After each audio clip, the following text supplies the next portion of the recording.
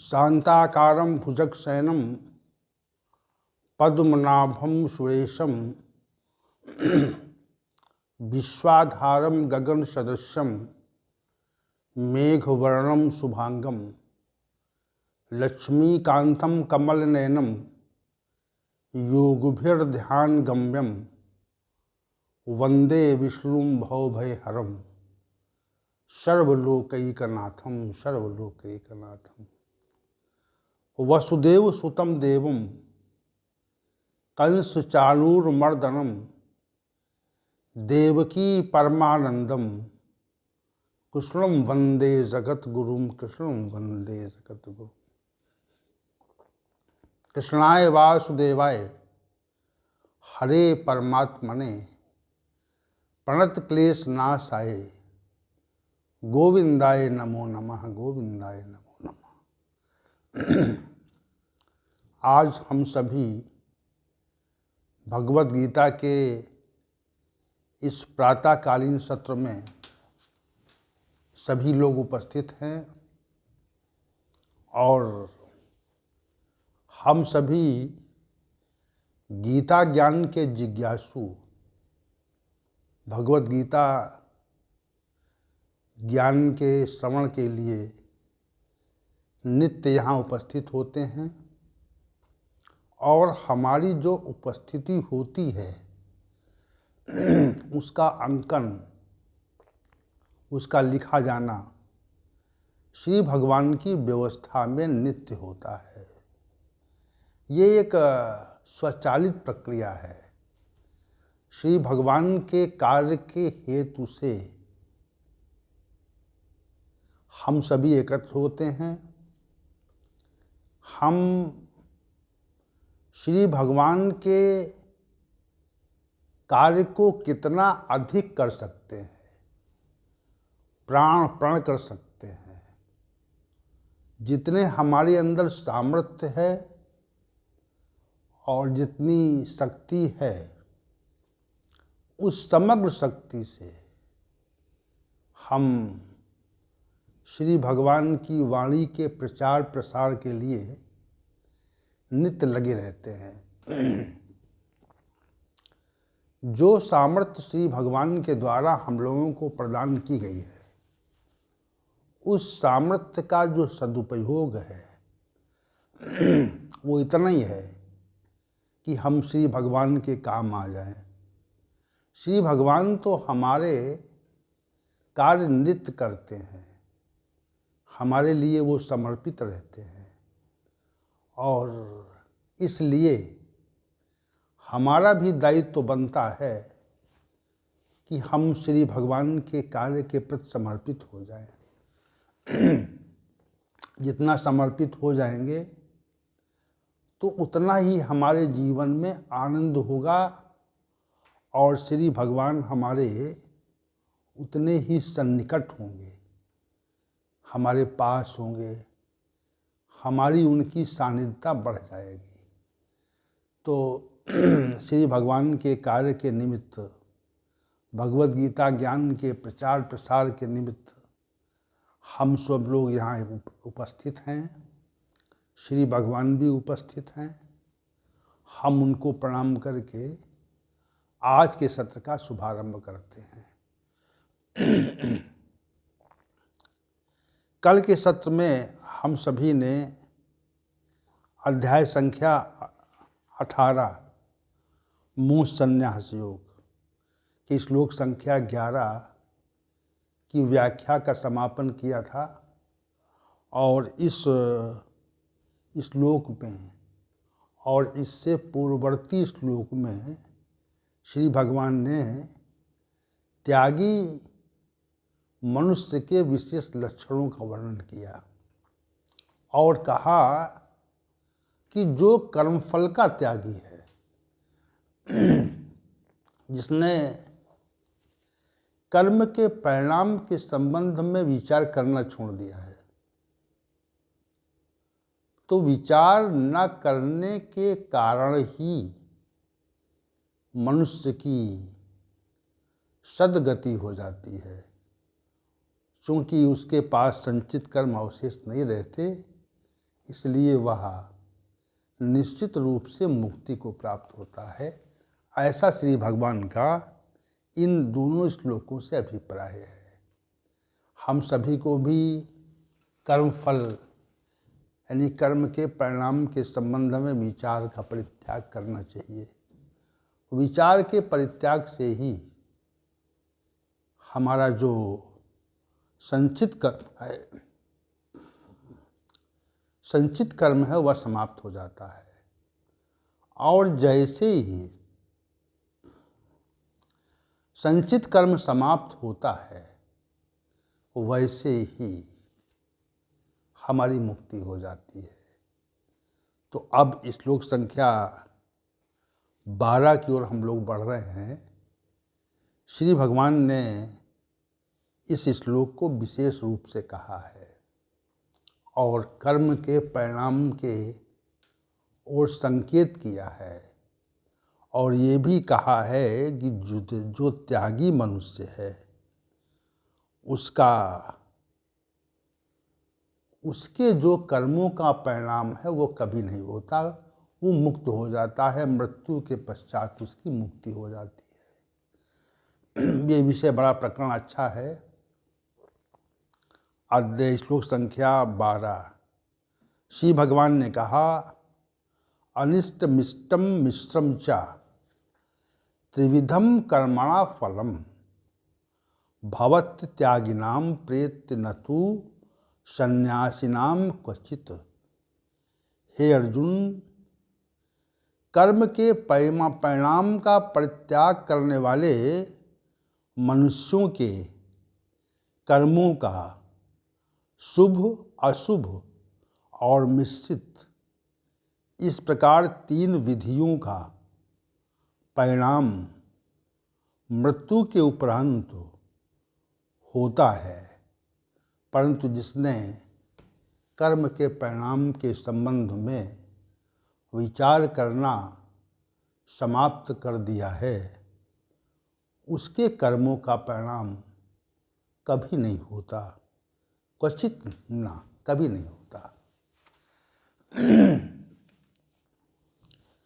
तो मनुष्य के कर्मों के 3 परिणाम, शुभ कर्मों का परिणाम शुभ, अशुभ कर्मों का परिणाम अशुभ और शुभाशुभ अर्थात मिश्रित कर्मों का जो परिणाम है वह मिश्रित। ये श्री भगवान ने जो परमात्मा की सैद्धांतिक व्यवस्था है, जो कर्म के परिणाम के संबंध में जो परमात्मा का परिणाम का प्रकटीकरण है, उस संबंध में श्री भगवान ने स्पष्ट किया और कहा कि शुभ कर्म जो हैं वो शुभ परिणाम ही देते हैं और अशुभ कर्म अशुभ परिणाम ही देते हैं और शुभाशुभ अर्थात मिश्रित कर्म जो हैं वह मिश्रित परिणाम देते हैं। ये सिद्धांत है, लेकिन जिसने कर्म फल के परिणाम के संबंध में विचार करने के भाव का परित्याग कर दिया है, ऐसे मनुष्य का कभी भी कर्म का परिणाम नहीं होता और उसके संचित कर्म पूरी तरह से विनष्ट हो जाते हैं। तो ये विशेष श्लोक है जिस पर हम कुछ सत्रों में चर्चा करेंगे, चूँकि ये विशद विषय है। शुभ कर्मों का शुभ परिणाम, अशुभ कर्मों का अशुभ परिणाम और मिश्रित कर्मों का मिश्रित परिणाम। ये कोई सामान्य विषय नहीं है, यह विशद विषय है। तो इस पे हम आज की चर्चा आरंभ करते हैं, आज का सत्र आरंभ करते हैं।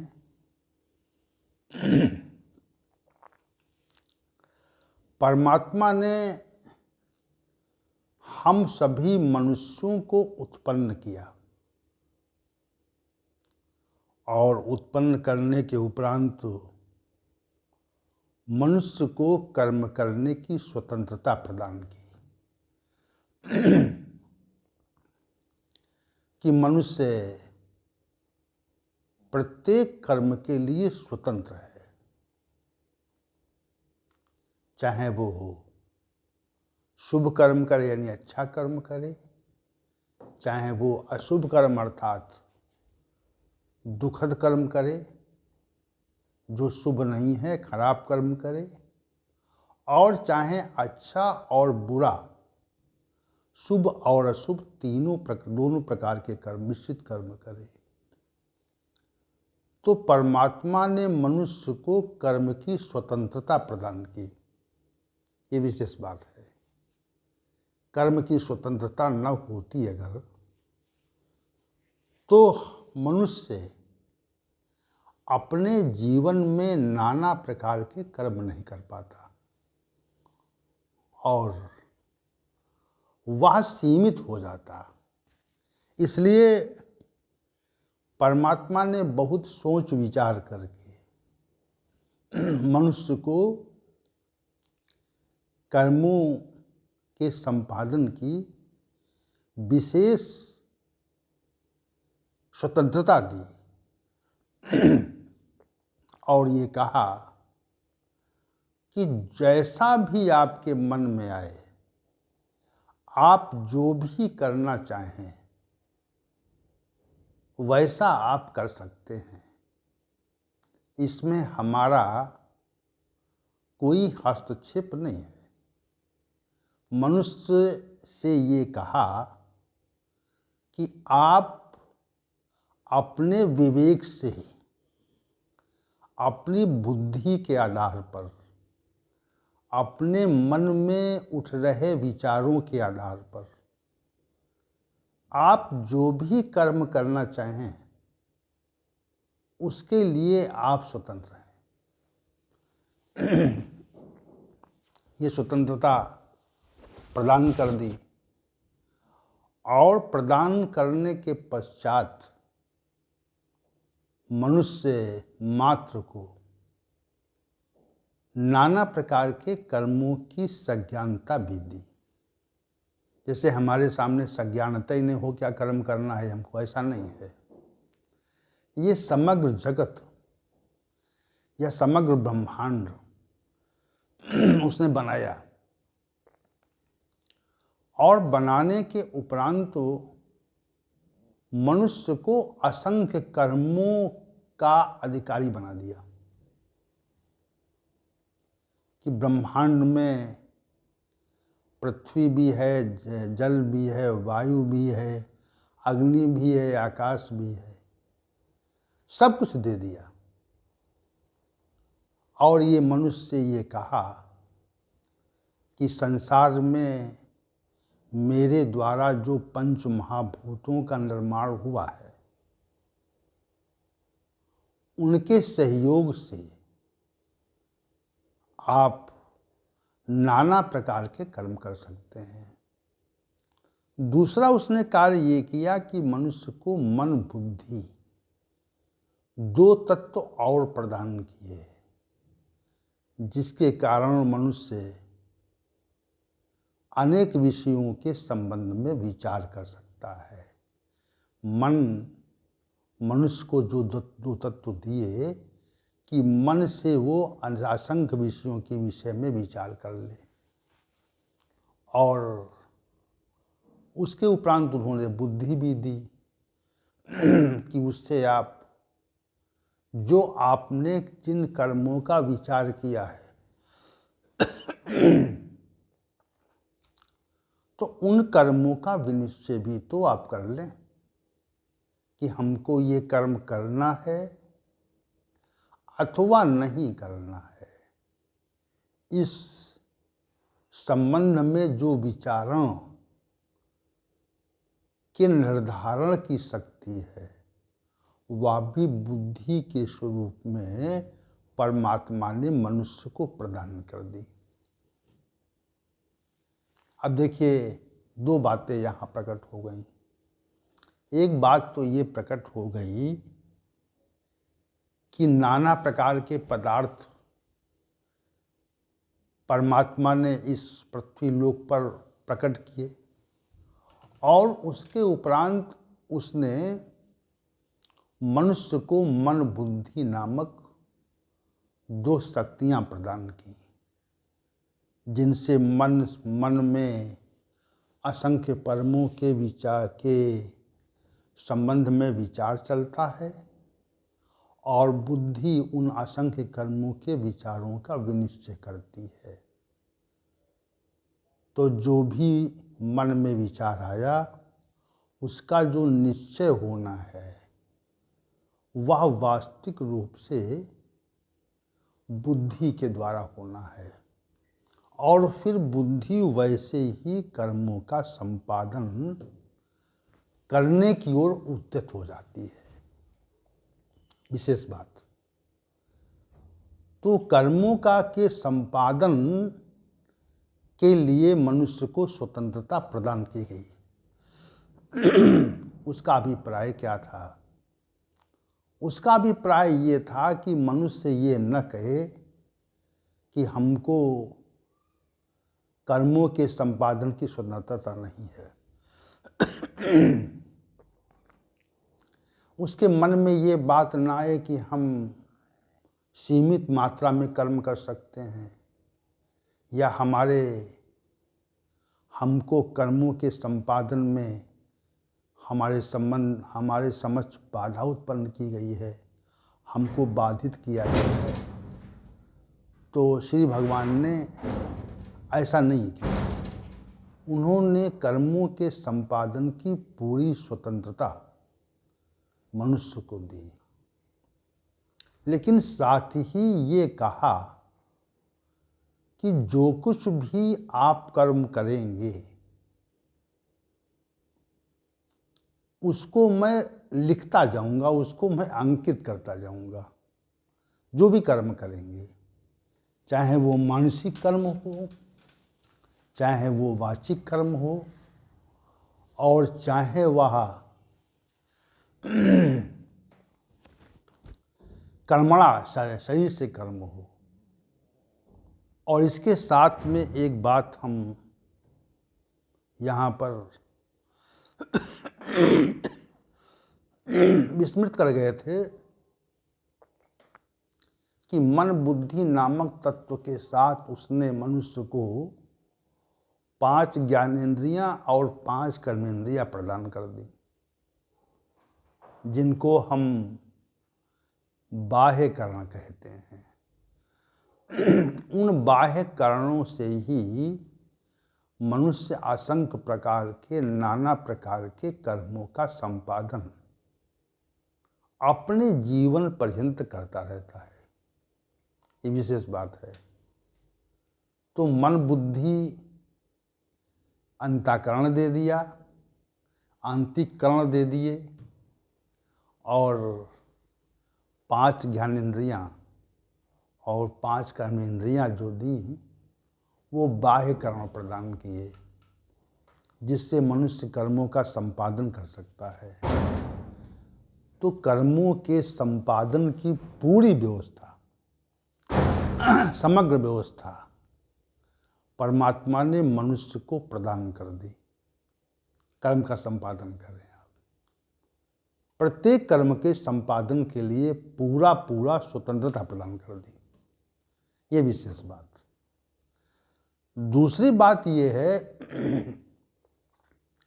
कि कर्म के संपादन की स्वतंत्रता तो प्रदान कर दी, लेकिन दूसरी ओर मनुष्य जो भी कर्म करेगा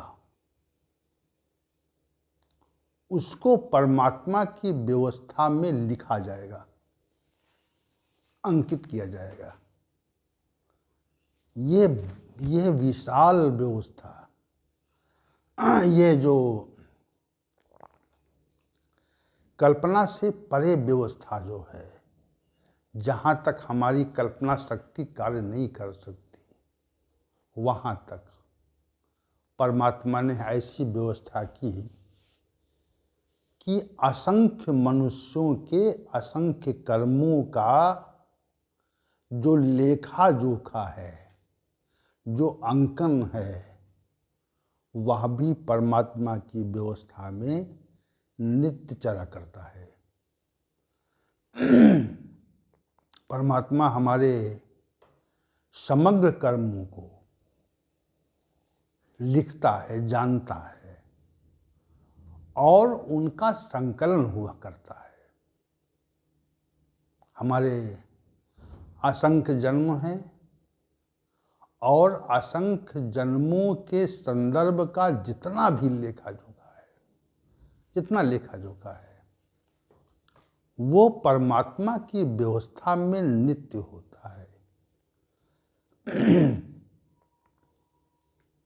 हम चाहे स्वप्नावस्था में हो, चाहे जागृत अवस्था में हो, जो भी कर्म हमारे द्वारा या मनुष्य मात्र के द्वारा संपादित किए जाते हैं, उन कर्मों का लेखा जोखा ये परमात्मा की व्यवस्था में नित्य हुआ करता है। इसमें अनित्यता नहीं है। अब मालूम नहीं कितनी बड़ी व्यवस्था है कि असंख्य कर्मों का लेखा जोखा, उसका अंकन, उसको संकलित करना, कितने लोग लगे होंगे इसमें। ये सब स्वतः होता है, स्वतः चलने वाली व्यवस्था है। तो दूसरी बात ये कह दी, दूसरी व्यवस्था ये दी। पहली व्यवस्था ये दी कि कर्मों के संपादन की स्वतंत्रता मनुष्य को प्रदान कर दी। दूसरी व्यवस्था ये दी कि हमारे प्रत्येक कर्म का जो अंकन है वो परमात्मा की व्यवस्था में है। तो जब परमात्मा हमारे कर्मों का लेखा जोखा रखता है, तो इसका अर्थ ये है कि वह उसकी दृष्टि हमारे कर्मों पर नित्य रहती है। चाहे वह अंधेरे में कोई कर्म किया जाए या उजाले में किया जाए, समग्र कर्म परमात्मा की व्यवस्था में अंकित किए जाते हैं। ये समझिए आप, कोई ऐसा कर्म नहीं है जो परमात्मा की व्यवस्था में अंकित न किया जाए। अंकन होता है, प्रत्येक कर्म का अंकन होता है। अब ये अनुमान लगाइए, कल्पना कीजिए कि ये जो अंकन होता है, एक तो मनुष्य ही असंख्य हैं और दूसरे उनके असंख्य कर्म हैं। प्रत्येक मनुष्य जन्म में कितने कर्म करता है, कितने मानसिक कर्म करता है, कितने वाचिक कर्म करता है और कितने कायिक या शारीरिक कर्म करता है। उन समग्र कर्मों का लेखा जोखा परमात्मा की व्यवस्था में नित्य होता है। ये परमात्मा की जो विशद व्यवस्था है, उस पर जब विचार करते हैं हम लोग, तो ये पाते हैं कि ये बहुत बड़ी व्यवस्था है, सारा लेखा जोखा है। अब तीसरी बात जो हम कहने जा रहे हैं वह ये विशेष है कि कर्म के संपादन की स्वतंत्रता मनुष्य को दे दी और कर्मों के अंकन करने की व्यवस्था को संपादित कर दिया। तो परमात्मा की दृष्टि में प्रत्येक कर्म है, चाहे कोई जो भी हो, शुभाशुभ जो भी कर्म हो, वो परमात्मा की दृष्टि में रहता है। तो यहीं से जो दृष्टि स्थापित की, तो वहीं से नियंत्रण आरंभ हो गया कि नियंत्रित करना चाह रहा है। परमात्मा हमारे कर्मों पर नियंत्रण चाहता है।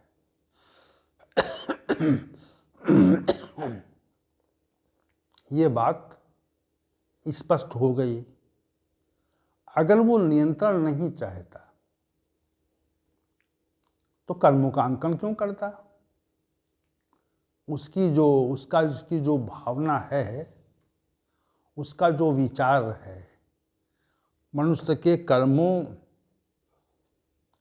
के संकलन का विचार और उसका क्रियान्वयन, इसका अभिप्राय है कि वह हम पर नियंत्रण करना चाहता है, मनुष्य को नियंत्रित करना चाहता है। उसका नियंत्रण हम पर से न हटे। इसी कारण वह हमारे कर्मों को अंकित करवाता है अपनी व्यवस्था में। उसका नियंत्रण मतलब बना रहे। अगर नियंत्रण समाप्त हो जाएगा, क्योंकि मनुष्य परमात्मा का ही कार्य है, परमात्मा का कार्य प्रकृति, प्रकृति का कार्य हम लोग। तो एक प्रकार से हम लोग परमात्मा के द्वारा ही उद्भवित और उत्पादित हैं, और प्रत्येक व्यक्ति अपने द्वारा उत्पादित वस्तु पर नियंत्रण अवश्य रखता है। ऐसा नहीं कि उत्पादन कर दे और फिर उसको छोड़ दे। कोई वस्तु हो, अगर हम उसका उत्पादन करते हैं तो उस पर नियंत्रण भी रखना चाहते हैं।